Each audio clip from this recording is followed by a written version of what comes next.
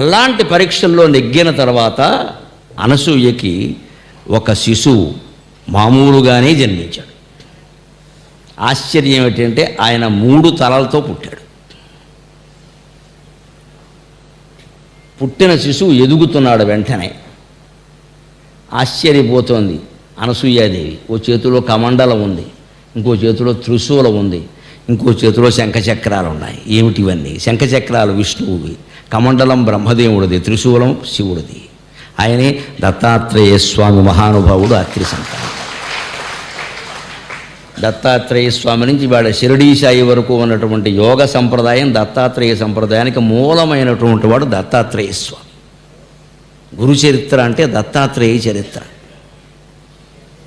ఆ దత్తాత్రేయుడు అత్రికి అనసూయకి జన్మించారు. ఎందుకంటే ఆయన 3 గుణాలు, త్రిగుణాలు. బ్రహ్మదేవుడు గుణం రజోగుణం, విష్ణుమూర్తి గుణం సత్వగుణం, శివుడు గుణం తమో గుణం. ఈ 3 కలిపినవాడు కాబట్టే గుణాతీతుడైన దత్తాత్రేయుడు పుట్టాడు. అందుకే ఆయన చుట్టూ 4 కుక్కలు ఉంటాయి, సరిగ్గా 4 వేదాలు, ఋగ్యజు సామ అథర్వ వేదాలు. నువ్వు గుణాతీతంగా ఉండగలిగితే వేదాలు నువ్వు చదివేదేం లేదే, వేదాలే నీ చుట్టూ తిరుగుతాయి. అవి కుక్కలు అనుకుంటే పొరపాటు. ఆయన భిక్షుకుడు కాబట్టి భిక్షుకుడి దగ్గర కుక్కలు ఉండడం సహజం కాబట్టి అక్కడ వేదాలు ఆ రూపం ధరించే. వేదానికి కుక్క రూపానికి, కోటీశ్వరుడు రూపానికి, వేదానికి భేదం తెలియదు, ఏదైనా ఒకటే. అందుకని దత్తాత్రేయ మహర్షి పుట్టాడు. ఆ దత్తాత్రేయుడే నిజానికి లోకానికి అంతటికీ జగద్గురు. మొట్టమొదటి జగద్గురు ఎవరంటే దత్తాత్రేయుడు అని చెప్పాలి. శివుడు తర్వాత జగద్గురు ఎవరంటే దత్తాత్రేయుడే. అందుకే మనం మామూలుగా గురువు అనగానే చదివే శ్లోకం ఒకటి ఉంది కదండి. గురుర్బ్రహ్మ గురుర్విష్ణు గురుర్దేవో మహేశ్వర గురు సాక్షాత్ పరం బ్రహ్మ తస్మై శ్రీ గురవే నమః. ఇది కాస్త స్పష్టంగా గమనించండి. చాలామంది తప్పు రాస్తున్నారు, తప్పు చదువుతున్నారు. చెప్పవలసిన కావాలని కావున చెప్పుచుంటున్నాయి. గురుర్బ్రహ్మ, హాకి దీర్ఘం ఉండాలి. గురుర్విష్ణు, విష్ణు అని ఆపేయకూడదు, విష్ణు తర్వాత విసర్గలు ఉంటాయి. గురుర్విష్ణు, గురుర్దేవో, గురుదేవో అనేకూడదు.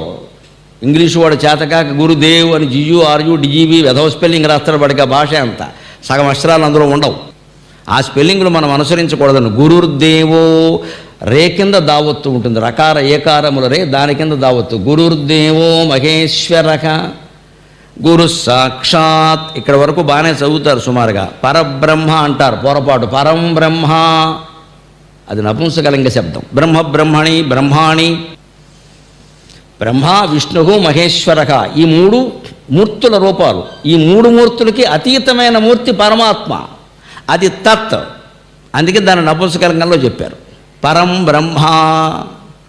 అది చతుర్ముఖ బ్రహ్మ కాదు, ఈ 3కి మూలమైన బ్రహ్మ పరం బ్రహ్మ. గురు సాక్షాత్ పరం బ్రహ్మ. పరబ్రహ్మ అనేకూడదు, పరం బ్రహ్మ. బ్రహ్మాన్ని దీర్ఘం పెట్టకూడదు, హకారమే ఉండాలి, దీర్ఘం ఉండదు.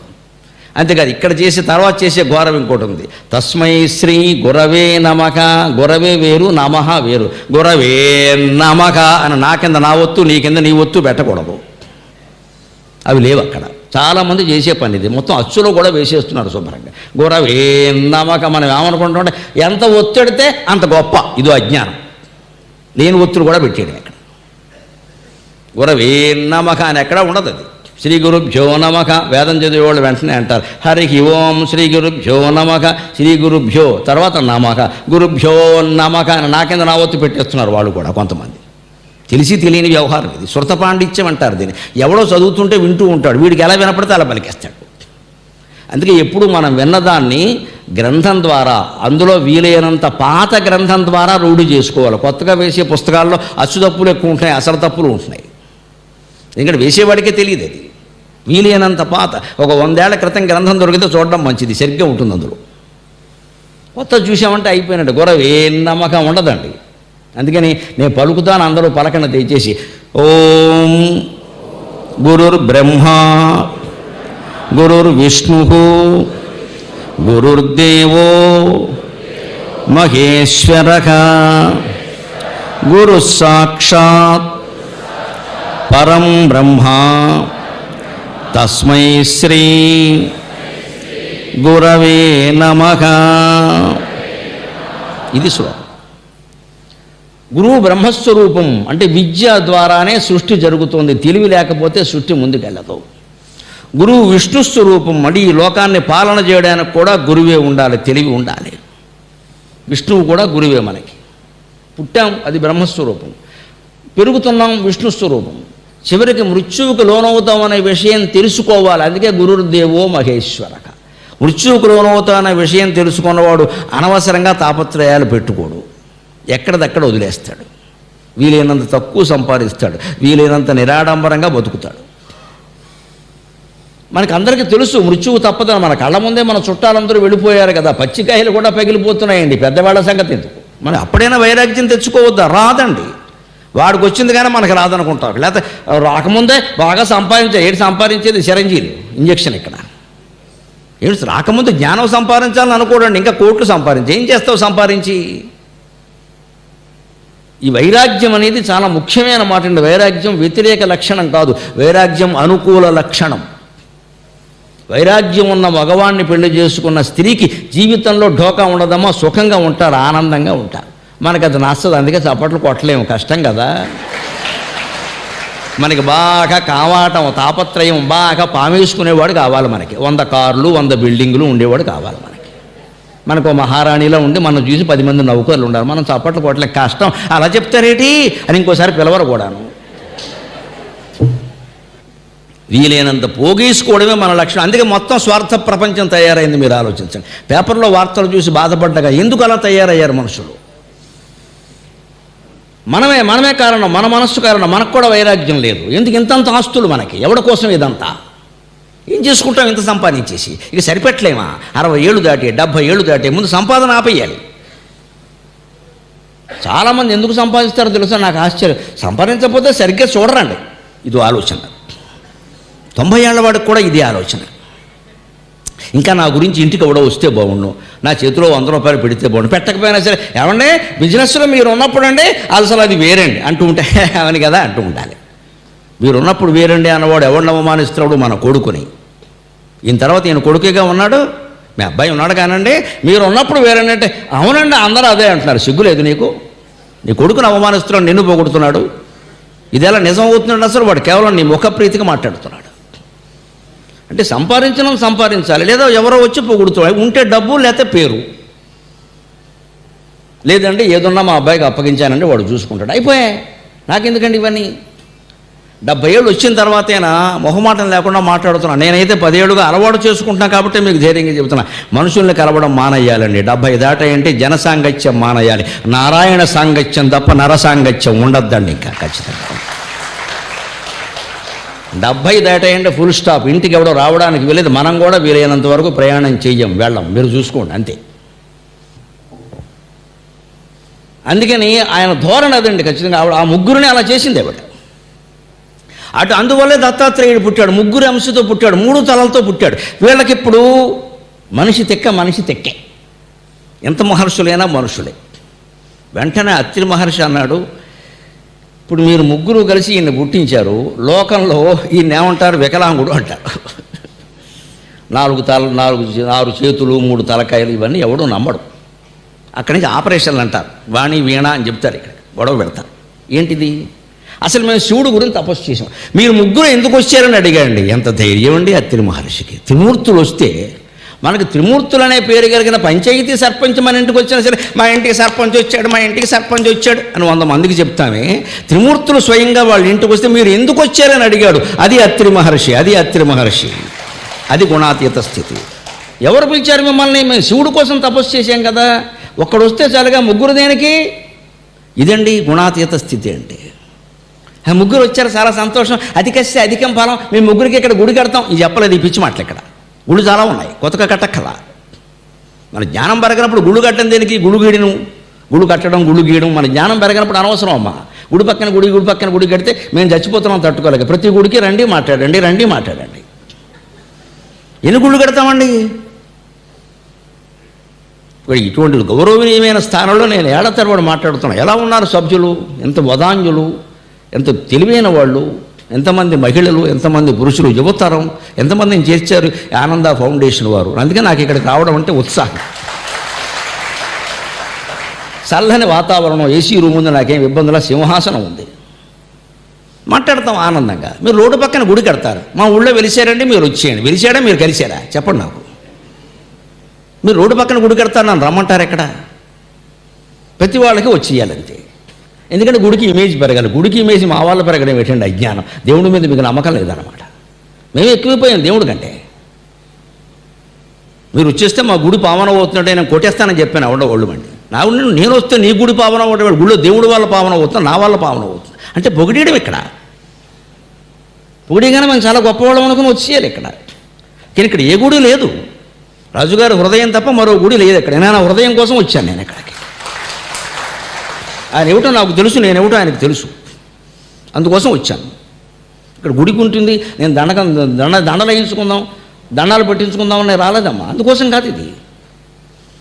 ఇలా మాట్లాడదు. ముగ్గురు వస్తే భావించడం గౌరవించడం మానేసి ఎవరు రమ్మన్నారు మమ్మల్ని అన్నారు. అనసూయ కూడా. మేము ఒక అబ్బాయిని అడిగాం, శివుణ్ణి అడిగాం, ఇదేమిటిది అంటే వాళ్ళు అన్నారు, మేమే ఆశిస్తున్నామమ్మా, మీకే కోరికలు లేవు, అయితే మీకోసం ఏం చేయాలో చెప్పండి అంటే మాకు అలా కుదరదు, ముగ్గురు విడిగా పుట్టదలుచుకుంటాయని చెప్పారు. అప్పుడు దత్తాత్రేయుడు పూర్తిగా నేను విష్ణు వంశ అని చెప్పాడు. ఆ తర్వాతనే బ్రహ్మదేవుని అంశగా చంద్రుడు జన్మించాడు, శివుని అంశగా దుర్వాసుడు జన్మించాడు. 3 సార్లు ఆవిడ గర్భం ధరించింది. మానవ స్త్రీలాగే గర్భం ధరించి కంది. అంచేతను అత్రి మహర్షి ముగ్గురు తనయుల్లో దత్తాత్రేయుడు, దుర్వాసుడు, బ్రహ్మదేవుని కుమారుడైన చంద్రుడు. అందుకే చంద్రుణ్ణి ఆత్రేయుడు అంటారు, అత్రి మహర్షి సంతానం కాబట్టి. అత్రిసుతుడు అంటారు. అలాగ చంద్రుడు దుర్వాసుడు జన్మించారు. అంచేత ముగ్గురు అంశతో, ఇప్పుడు బ్రహ్మదేవుని అంశతో చంద్రుడు, సృష్టికి మూలం చంద్రుని కిరణాలు. అంటే దాని అర్థం అది వెనకాల ఉండే విజ్ఞానం ఏమిటంటే చంద్రమండలం ఈవిడ కడుపులోంచి బయటికి రాలేదమ్మా, గొడవైపోతుంది. చంద్రమండలం నుంచి వచ్చేటువంటి కాంతి వల్లనే మొక్కలు పెరుగుతున్నాయి కదా. ఆ కాంతికి మూలం సృష్టి బ్రహ్మదేవుడు సృష్టించిందే కదా. అందుకని బ్రహ్మంశగా చంద్రుడు అంటే జీవకోటి పెరగడానికి చంద్రుడు ఆధారం. జీవకోటిని మొత్తం పోషించేటువంటి శక్తి కదా విష్ణు. అందుకే ఆయనకి 2 భార్యలు. ఎవరు? శ్రీదేవి, భూదేవి. సినిమా యాక్టర్లు కాదు. శ్రీదేవి అంటే డబ్బు, భూదేవి అంటే భూమి, ల్యాండ్ అండ్ మనీ. భూమి లేకుండా ఎలా పరిపాలిస్తావు? డబ్బు లేకుండా ఎలా పరిపాలిస్తావు? అది శ్రీదేవి, భూదేవి. వాళ్ళిద్దరూ మనుషులు లేదా విగ్రహాలు అనుకోకూడదు, పొరపాటు అది. మనం భూమి పర్యావరణ రహితంగా భూమిని కాపాడగలిగితేనే భూదేవి కళ్యాణం చూడడానికి మనకు అర్హత ఉన్నట్టు లెక్క. బొమ్మ పెట్టేసి చేసేసి నేను భూదేవి కళ్యాణం చేశా, తర్వాతే మా అమ్మాయికి పెళ్ళైంది, దీనికి దానికి సంబంధం లేదు, పిచ్చి మాటలు మాట్లాడక. మీ అమ్మాయి భూదేవి కాదు, ఇక్కడ భూమి మింగేసే దేవి. మనం ఇలాగ మాట్లాడతాం. కళ్యాణం చూసాం, ఏం అవ్వదమ్మా, కళ్యాణం చూస్తే సమయం అవుతుంది అంతే, ఇంకేం అవ్వదో. నాకేం మొహమాటం లేదు చెప్పడం. ఇలాంటి పిచ్చి నమ్మకాలు పెట్టుకోకండి. కళ్యాణాలు చూడినా ఒకటే, కాటికాప్రతనం చూసినా ఒకటే, దానివల్ల మనకేమీ రాదు. ఆ కళ్యాణాల్లో ఉండే ప్రత్యేకల వెనకాల ఉండే తత్వం, విజ్ఞానం గ్రహించవలసిందే. ఎరికపాటి కంఠం ప్రాణం పోయే వరకు విజ్ఞానమే మాట్లాడుతుంది, అజ్ఞానం చెప్పదు. ఎన్ని కళ్యాణాలు చూసినా, ఎన్నిసార్లు తిరుపతి వెళ్ళినా, శ్రీశైలం వెళ్ళినా, యాత్రలు చేసినా మనిషి జ్ఞానం పొందవలసిందే. అది నీలోనే ఉన్నాడు దేవుడు, అది నువ్వు తెలుసుకోవలసిందే. అప్పుడే మనం పొందుతాం ఖచ్చితంగా. అది ఋషి ద్వారానే సాధ్యం అవుతుంది. మనం వీటికి మొత్తం చుట్టూ సాలిగూళ్ళు అల్లేసాం, పుణ్యాలు పాపాలు అన్నీ కూడా. అది చూసేసాం, ఇదైపోయింది, అది చూసాం, ఇదైపోయింది. ఏం అవ్వదు. నువ్వు అనుకుంటున్నావు అంతే, భ్రమపడుతున్నావు. అలాగా నువ్వు మనస్సు మార్చుకుంటేనే అవుతుంది, నీ బుద్ధి మార్చుకుంటేనే అవుతుంది ఖచ్చితంగా. ఇది కావాలో అక్కర్లేదో తేల్చుకో. ఆ కోరికనే జయించు. కోరిక తీరిందంటామేంటి? అర్థం లేనమాట. కోరికనే వదిలేయి, అది ఋషత్వం. ఊరికే తీర్థాలు, క్షేత్రాలు, దేవాలయాలు మహిమ పెంచుకోవడం వల్ల వ్యాపారం పెరుగుతోందమ్మా, అదే పెరుగుతోంది. మీరు గమనించండి ఏం జరుగుతుందో, అదే పెరుగుతోంది. జ్ఞానం పెరగట్లా, నీతి పెరగట్లా, ధర్మం పెరగట్లా, నా ఏడుపంతా అది పెరగట్లేదు, ఇదే పెరుగుతోంది. ఇన్ని జరుగుతున్నా అదే పెరుగుతుంది. కానీ మనిషి మారడం లేదు. అయినా మనిషి మారలేదు అని పాతపాటు ఉంది, అది 60 ఏళ్ళైనా నా గుండెల్లో మోగుతూనే ఉంది, చాలామంది గుండెల్లో మోగుతుంది. అయినా మనిషి మారలేదు, అతనికి ఆంక్ష తీరలేదు. ఈ మనుషులు ఎప్పుడు అత్రి అవుతారు, ఈ మనుషులు ఎప్పుడు కశ్యపుడు అవుతారు, ఈ మనుషులు ఎప్పుడు జమదగ్ని అవుతారు, ఈ మనుషులు ఎప్పుడు భరద్వాజుడు అవుతారు. ఎంత మార్పు మనసులో, ఎన్ని గోళాలు పగిలితే, గుండెలు పగిలితే ఆ మార్పు వస్తుందండి. మనం కేవలం విగ్రహాల చుట్టూ తిరిగేసి ఏదో వచ్చేసిందంటే అలాగా. ఈ అత్రి మహర్షి ఎంతటి వాడు. త్రిమూర్తులు వచ్చి నిలబడితే మిమ్మల్ని ఎవరు రమ్మన్నారని అడిగాడు. చచ్చినట్టు మాట్లాడకుండా మేము ముగ్గురు నీ కడుపున పుడతామమ్మా అని చెప్పారు. ముగ్గురు పుట్టారు, చంద్రుడు, దుర్వాసుడు, దత్తాత్రేయుడు.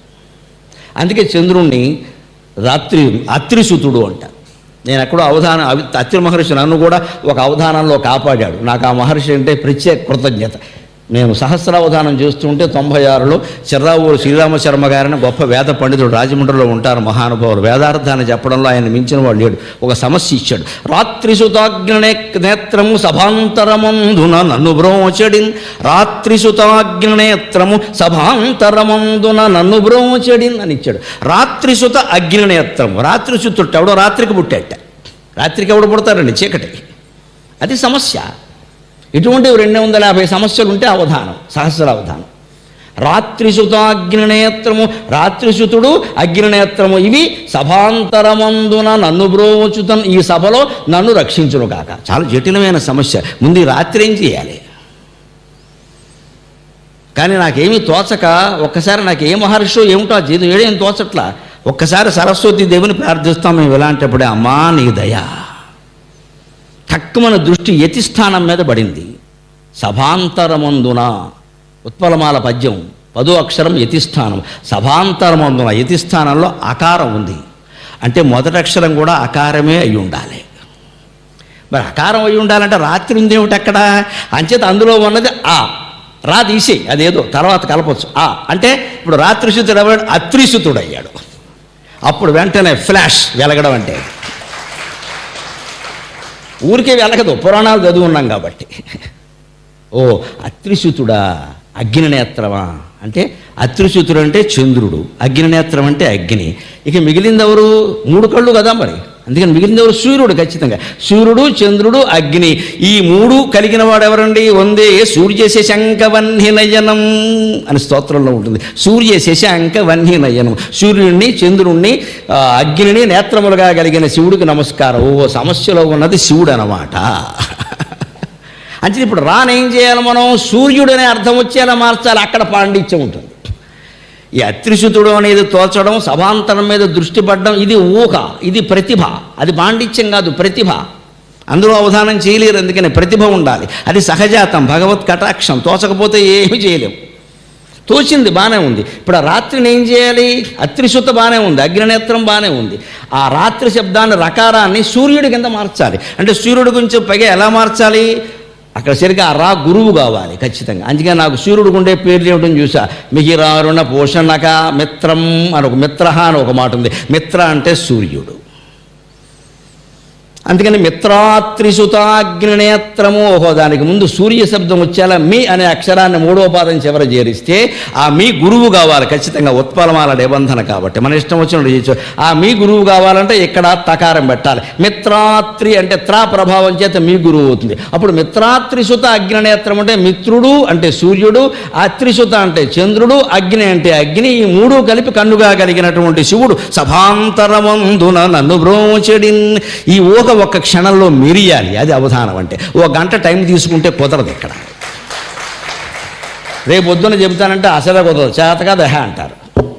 సహస్రావధానం చేస్తుంటే ప్రత్యక్షంగా చూసిన మహానుభావులు ఉన్నారు ఇక్కడ. ఒక క్షణంలో మెరవాలి. నాకు మెరిసింది మహర్షి దయ వల్ల. అందుకే అనుకున్న అత్రి మహర్షి నీకు నమస్కారం. పద్యం చెప్పడం పెద్ద విషయం కాదు. ఈ త్రిజగంబులు నిలుప ఈశుని దయమూలమౌను. ఈ త్రిజగంబులు నిలువ ఈశును దయమూలమౌను. మూర్తిత్రయమందు ఆతని శరీరమెదాంచెడు అష్టమూర్తులన్. మూర్తిత్రయమందు ఆతని శరీరమెదాంచెడు అష్టమూర్తులన్. పత్రిని గొంచు పాపముల భంజన సేయు మహేశ రూప మిత్రాత్రిసుతాగ్నినేత్రము సభాంతరమందున నన్ను బ్రోచడిన్.